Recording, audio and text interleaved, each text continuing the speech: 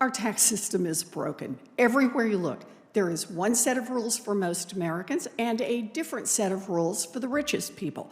One of the most glaring examples of this is how the tax code treats wealth.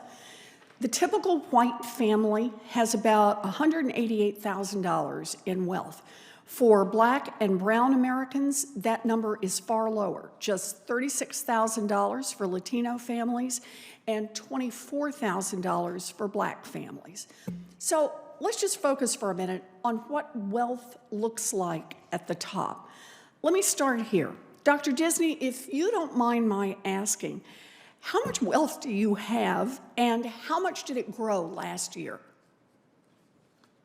I have about $120 million, maybe more, depending on how the stock market is on any given day. It grows at about 4 to 8% annually. Okay, thank you. And so let's just say, you said 4 to 8%, let's just say an average growth of about 6%. That would mean that your wealth grew by about $7 million last year. That is almost 60 times the total wealth of the typical American family. So let's just for a minute talk about that increase. Do you know how much in taxes you will pay on your $7 million increase in wealth this year, Dr. Disney? Not that much. It comes not from wages, but from things like dividends and capital gains and interest and so forth. So all of that qualifies for a lower tax rate than income. All right. And what about your total $120 million fortune? How much do you think you'll pay in taxes on that this year? Nothing. There's no wealth tax, so why never not? be taxed. Yeah.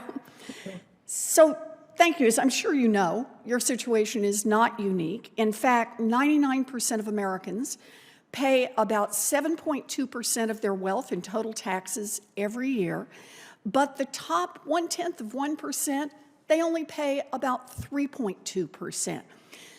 The unfairness runs deep. Home ownership is the #1 way that most middle-class Americans build wealth, and those Americans pay property taxes every single year on that wealth. But if you are an ultra-millionaire or a billionaire, you have a million different kinds of assets: stock, paintings, diamonds, gold, cash, and you get to hang on to all of those assets as they appreciate without paying taxes. And if you decide to sell, you'll have an army of lawyers and an endless supply of carefully crafted tax loopholes to help you avoid paying taxes. Now, I've proposed a tax on the wealth of the very richest Americans. This is a 2-cent tax on every dollar of wealth above $50 million and a few cents more on every dollar above $1 billion. It would raise $3 trillion in revenue that we could use to build economic opportunity for every person in America, from universal child care to investments in education to fixing our roads and bridges. The tax would be paid by the wealthiest 100,000 families, including yours, Dr. Disney. Poll after poll shows that Republicans, Democrats, and independents support this idea. Now, not everybody loves it. Leon Cooperman, a hedge fund billionaire who was hauled up before the SEC for boosting his fortune by using illegal insider trading, is one critic. He has described my 2-cent wealth tax as dumping on the American dream. I invited him here to make his case to Congress today, but I guess he prefers to stay in the safe space of financial news networks where he can say whatever he wants and nobody pushes back. Dr. Disney, you agreed to appear today, so let me ask you. If my wealth tax was the law, you'd own nearly $1.5 million on your fortune. Of course, you'd still be fabulously wealthy, and your wealth, which you said grew by about $7 million last year, would still have grown, but only by about $5.5 million. So let me ask, do you agree with Mr. Cooperman that this increase in your taxes would be, and I'm paraphrasing the word he used, dumping on the American dream? Well, my American dream would be alive and well, because the only effect a wealth tax would have on me would be to slow the growth of my wealth. It won't be taking anything from me that I need.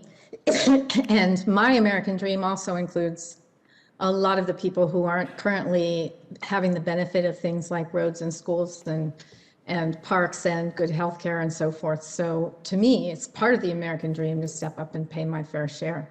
Thank you. And Ms. Strotter, if I can, let me ask you, a wealth tax would allow us to invest in the health and well-being of your workers. It would help us repair roads so it's easier to get to work. It would help level the playing field for small businesses like yours. How would that affect your ability to pursue the American dream?